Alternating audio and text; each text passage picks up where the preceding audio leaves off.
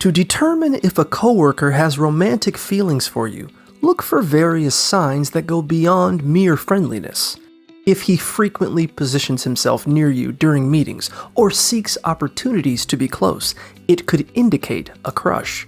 Supportive behavior like defending you from rudeness or praising your work also hints at admiration. Pay attention to his enthusiasm during conversations. If he enjoys chatting and often branches into personal topics, he might be interested.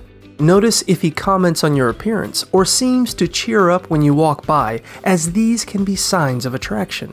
Jealousy when you're around other male coworkers and frequent mentions of your name in conversations are other clues.